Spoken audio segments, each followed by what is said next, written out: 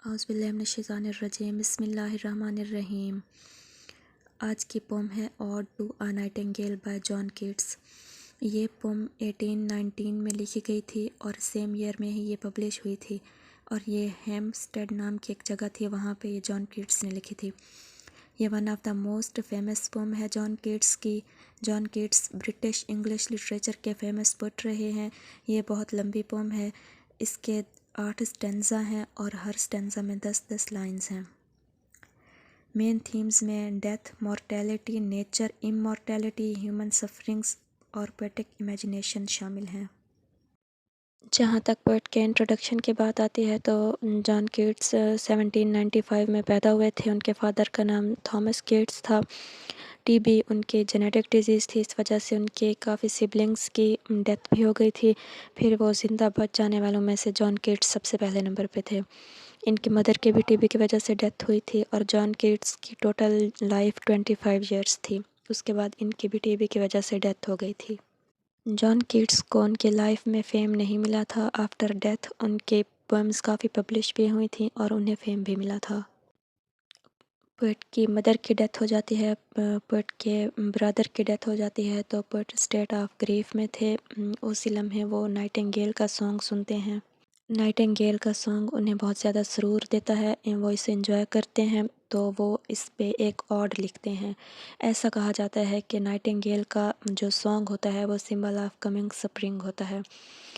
As we know, poet کی زندگی میں بہت سارے غم تھے۔ پھر جب انہوں نے ابابیل کا گانا سنا تو وہ اسے ہیومن لائف سے کمپیئر کرتے ہیں۔ Because at that time poet was in the state of grief. So explanation first stanza سے شروع کرتے ہیں۔ پوئٹ اپنے غموں سے نڈھال تھا، وہ سمجھتا تھا کہ اس کا جسم سن ہو گیا ہے، وہ سب بھول گیا ہے۔ اسے لگتا تھا اس نے لیتھ نام کے ایک ریور کا پانی پی لیا ہے۔ ایسا کہا جاتا ہے کہ اگر اس ریور کا پانی پی لیا جائے تو انسان سب کچھ بھول جاتا ہے۔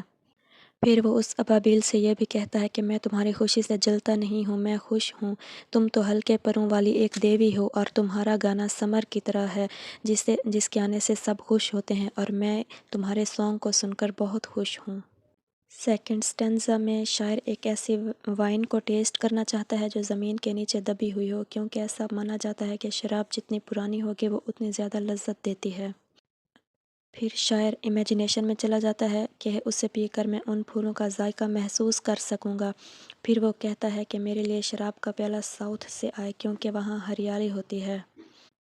پھر وہ امیجن کرتا ہے کہ اس کا رنگ پرپل ہونا چاہیے، اور اسے پینے کے بعد میرے ہونٹوں کا رنگ بھی ویسا ہو جانا چاہیے، اور کہتا ہے کہ میں تمہارے ساتھ جنگلوں میں غائب ہو جاؤں گا۔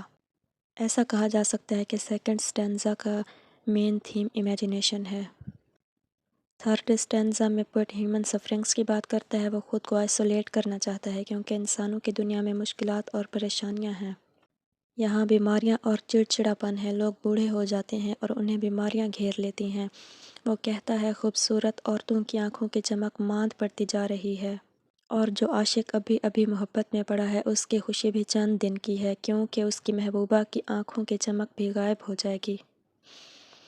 فورتھ سٹینزا میں پوئٹ پھر امیجینیشن کرتا ہے کہ مجھے شراب کا دیوتا اور اس کے دوست نہیں لینے آئیں گے، کیونکہ میرا ڈل دماغ اس میں بھی خلل ڈالے گا۔ وہ نائٹنگیل سے مخاطب ہوتا ہے کہ میں تو تمہارے ساتھ جاؤں گا جہاں چاند کی ملکہ تخت پر ہے اور اس کے گرد ستاروں کی روشنی ہے، اور یہ روشنی ان پتوں سے بھی گزرتی ہے جن پر کائی جمی ہوتی ہے، یعنی اس کی پوئٹک امیجینیشن اتنی اسٹرانگ ہو گئی ہے۔ ففتھ سٹینزا میں یہ بات کی جاتی ہے کہ اگرچہ پوئٹ اپنی امیجینیشن میں ابابیل کے ساتھ اڑان میں ہے، تو اس کے پیروں کے نیچے پھول محسوس ہو رہے ہیں۔ پوئٹ کہتا ہے میں محسوس نہیں کر سکتا یہ پھول کون سے ہیں، لیکن میں گیس کر سکتا ہوں کہ یہ خوشبو کہاں سے آ رہی ہے، کیونکہ ان کو مئی کے مہینے میں پروڈیوس کیا گیا ہے، اور یہ مئی کے سب سے بڑے بچے ہیں، یعنی مئی میں سب سے پہلے یہی پھول اگتے ہیں اور تمام شہد کی مکھیاں ان پر اکٹھی ہوتی ہیں۔ As we know, John Keats was the poet of nature and beauty. So یہاں پہ بھی وہ نیچر کی بات کرتے ہیں، کیونکہ انہیں نیچر امیوز کرتی ہے۔ سکس سٹینزا میں پوئٹ خود کو ڈیتھ کے قریب فیل کرتا ہے۔ اسے ابابیل کا سانگ سنتے ہوئے موت سے محبت ہونے لگتی ہے۔ بہت ساری نظموں کا شاعر موت سے اپیل کرتا ہے کہ وہ اسے پرسکون کر دے۔ اس موقع پر اسے ڈیتھ پرسکون لگ رہی ہے۔ وہ کہتا ہے میں مر جاؤں گا، لیکن تمہارا گانا ایسے ہی رہے گا، اور یہ تب نوحے میں بدل جائے گا۔